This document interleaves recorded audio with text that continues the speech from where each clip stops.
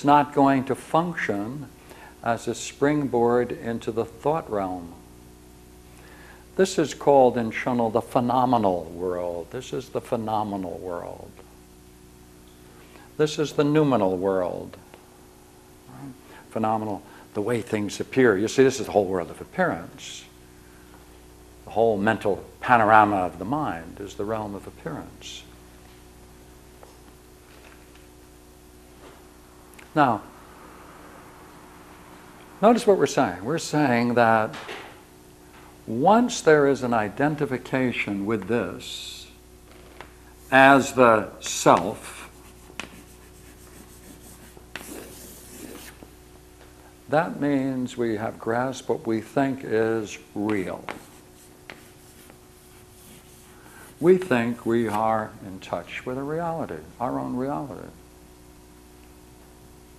Since that self, with that aspect of reality, has its own inherent properties, attitude, style, mannerisms, gestures, articulations of this and that and the other thing, right? Which contains within itself an implicit drama that can then be unfolded in a series of thoughts, much like a movie script, which we then watch or identify with.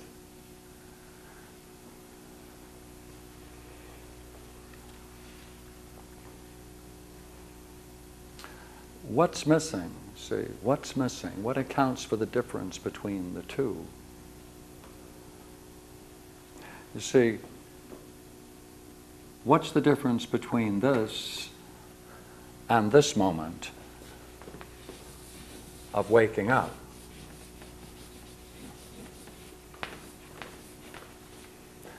At this moment of waking up, it's reflective. We know we are not that image. We know we're not that image. Right? It's recursive. Right? It turns upon itself. It's recursive. It's aware of itself. I'm not that. I thought I was that. I'm not that. For that moment, it's recursive. You know that you know something. You know that you know something. Now look here. It isn't empty in that negative sense. It's an understanding, a direct understanding. Right? It's a direct understanding that this is real, that this is reality.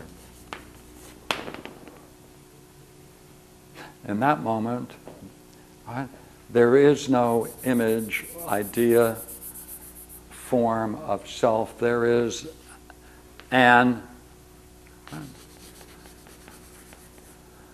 Atman, right? The Hindu concept, an Atman, no self. There is no self in that state. There is just what is. Just what is.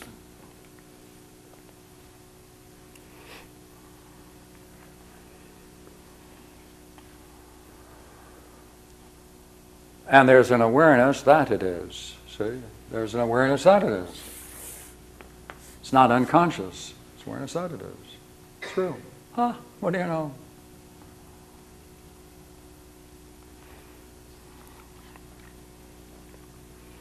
See, in Zen Buddhism, especially in works like Three Pillars of Zen, Kapleau, and other works, the Yasutani Roshi often says, the basic problem of man, the basic sickness of man is thought. Thought is the sickness of the mind.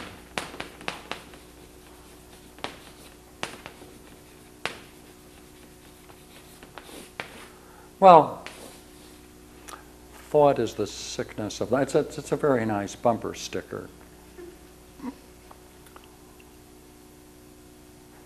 And even though he repeats it many times, That is not what he means. Because it depends on what you mean by this very curious word, thought.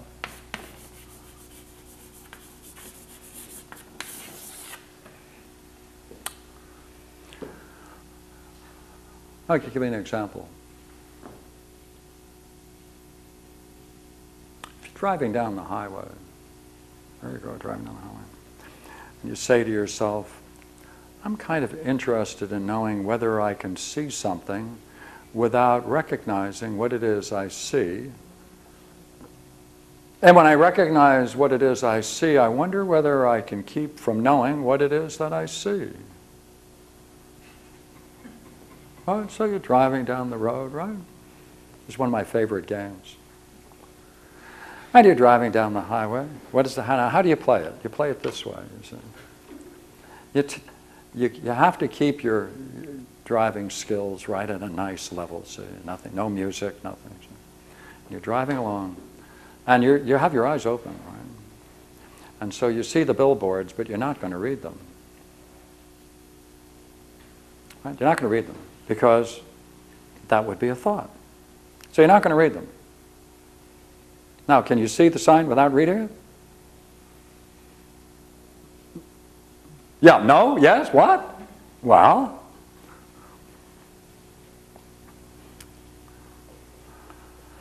you see, can you look at a chair and not know that it's a chair? Can you look at the chair and not know it's a chair? When you know it's a chair, when you recognize it as a chair, is that a thought? Just what are we talking about when we say thought is the sickness of the mind? What are we talking about? Because thought is indistinguishable from recognition. And you can't see without recognizing what it is you see, unless you go around like that, then you can't see. So in 3 pillars, there's a certain point where someone questions him about it, and they're in a private discussion, dokusan, private interviews, time between the Roshi and the aspiring student or monk. And this issue comes up, and he says, look here, he says, I don't mean to say that all thought is the problem. He says, what I mean is all the systems of belief. That's the problem. That's the sickness of the mind. Well, then wait a minute.